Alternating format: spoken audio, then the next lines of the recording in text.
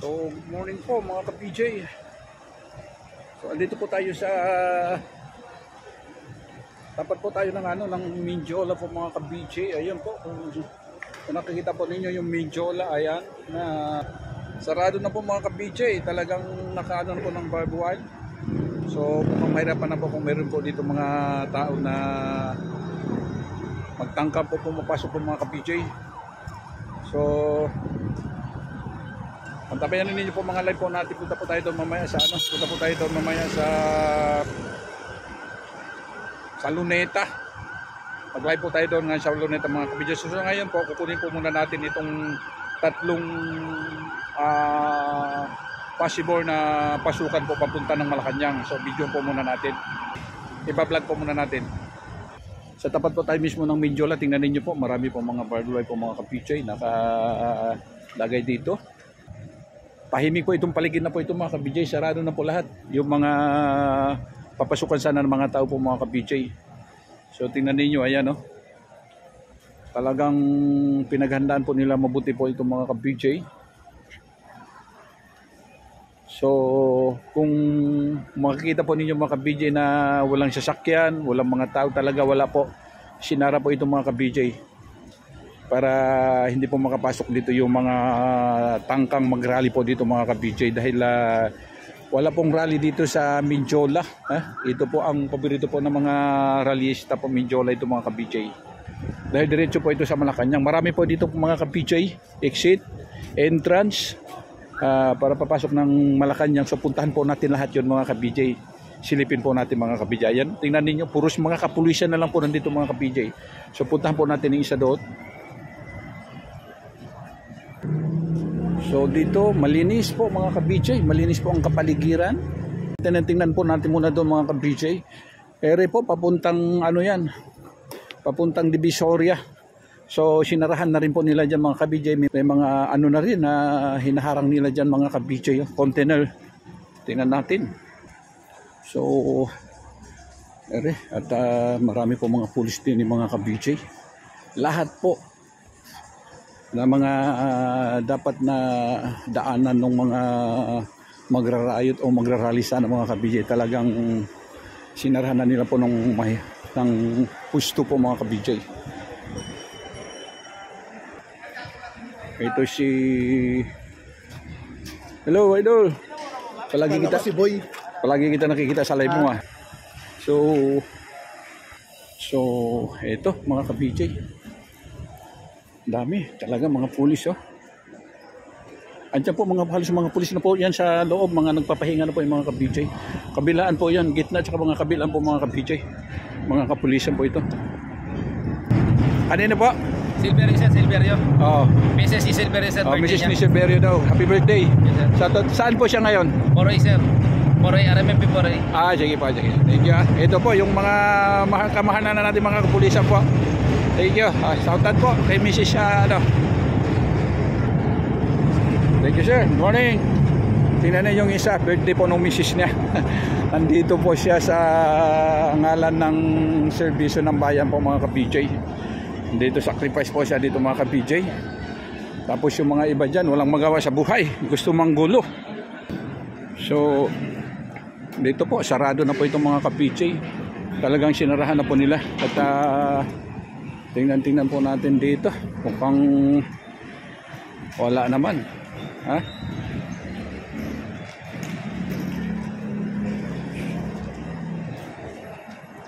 Ayan po, UE po ito mga ka-BJ. So sa University Bird po ito mga ka-BJ. Tingnan niyo may mga kabataan, gago talaga. Ayun walang magawa po sa buhay. Ayun, tingnan niyo. Ayun, may mga kabataan po doon sa gitna ng ng karsada. So tingnan niyo po, pinaghandaan talaga ng mga kapulisan Kung mayroon man na tangkang pumapasok dito, manggulo, at talagang handa sila po mga ka-BJ. Ayan pinaghandaan na nila talaga todo ito.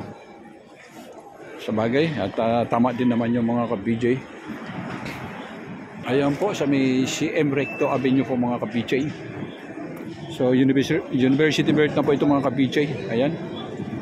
Sa pagkadating mo po dyan sa kanto, pagkaliwa mo dyan, kakaliwa po tayo dyan sa may stoplight, papunta na po tayo dyan ng ano, ng Far Eastern University. And then andito po tayo sa, so andito po tayo sa tapat mismo ng University of the East mga ka-BJ.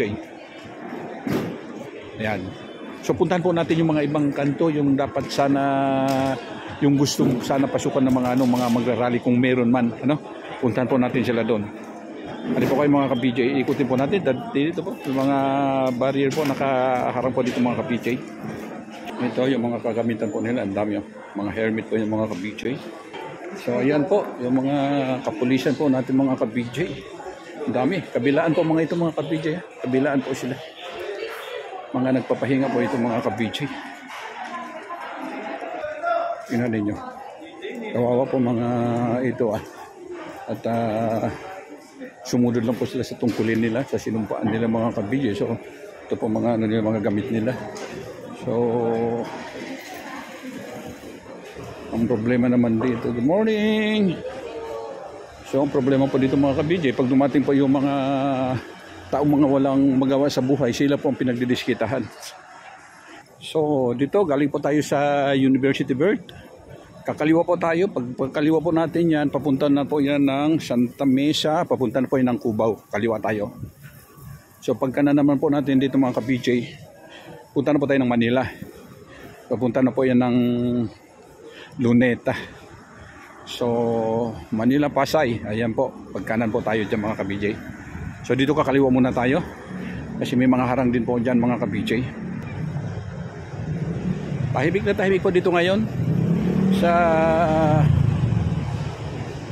kinaroroonan po natin dito po sa ano, sa Mindiola. So punta naman po tayo doon, tingnan po natin mga ka-BJ yung kabila. So dito may bombero, and then tingnan niyo po, nakakaawa po talaga mga ano kalagayan po ng mga kapulisan po natin mga ka-BJ. Marami po dito mga galing po ng mga probinsya mga ka-BJ. Tulong-tulong lang po mga ka-BJ. Ayan po, may harang na po yung mga ka-BJ, hinarangan na po yan. May container na rin po dyan mga ka-BJ. So, container po nilagay rito, hindi po container van. Dahil pagka yung truck at may posibilidad po na masusunog ulit po mga ka-BJ. Share nila po mga portable na toilet po mga ka-BJ. So, dito, ayan. Meron din po dito nakaharang ulit. Ayan po mga ka-BJ. Talagang hinarangan na nila, husto po itong ano, itong Mindiola. Tama naman po itong mga ka-BJ, tama din naman itong ginagawa nila. Para ma-secure po nila yung Malacanang. Dahil alaman po natin mga ka-BJ at marami po na haka-haka dyan na gusto po mang agaw. So ayun po mga ka-BJ, dito po tayo sa kabila. At ito po papunta ng ano yan, papunta ng Cubao, Santa Mesa rin po yung mga ka-BJ. So dito, ayan, dami po nakaharang din dito mga ka-BJ. So pagsamantala dito po, ito kasi ang main gate ng Malacanang po mga ka-BJ. So dami rin po mga riot police po mga ka-BJ. Ayan, mga nag-aabang dito, mga nag-antabay po mga ka-BJ. So binuksan nila ito para may makapasok yung mga sasakyan, labas-masok po sa Malacanang mga ka-BJ. So nakita po natin mga kapulisan. And then ayan po mga barrier po, nakaharang po mga ka-BJ.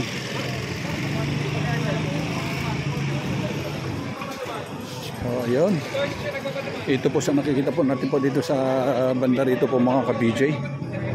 Talagang ano po ito,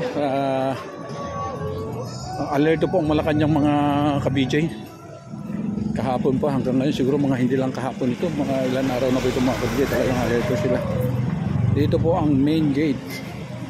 Yan, papunta ng Malacanang mga ka-BJ.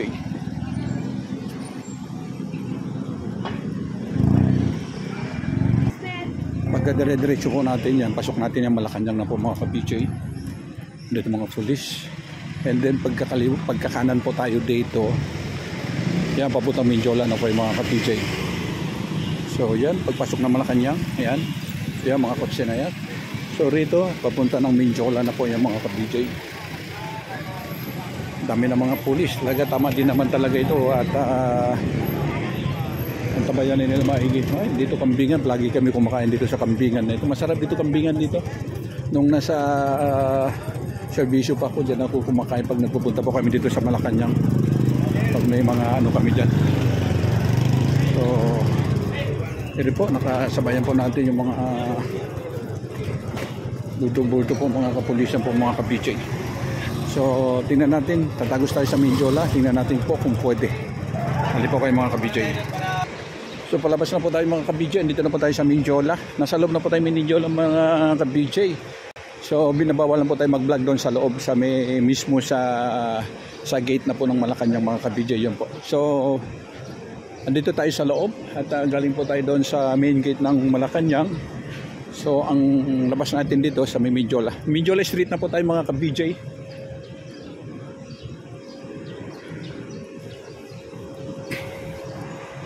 Nasa tapat po tayo ng Centro University. And then yung kaliwa po natin ito yung San Sebastian College. Ayan. Centro Escola University. Itong sa tapat niya San Sebastian College po mga ka-BJ. Ay, ito si Idol. Magpapapicture tayo sa kanya. So dito, labas na po tayo ng Mindiola mga ka-BJ. Ito po ang gate ng Mindiola. Ayan. Nakalabas na po tayo mga ka-BJ. So ayan na po.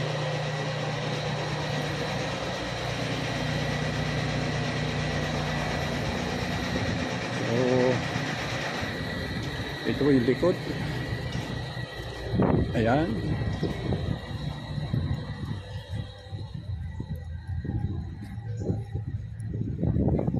Punta tayo doon sa kabila na naman mga ka-BJ. Tayo, ito maliit na labasan lang po mga ka-BJ. So, ayan po yung kabuuan na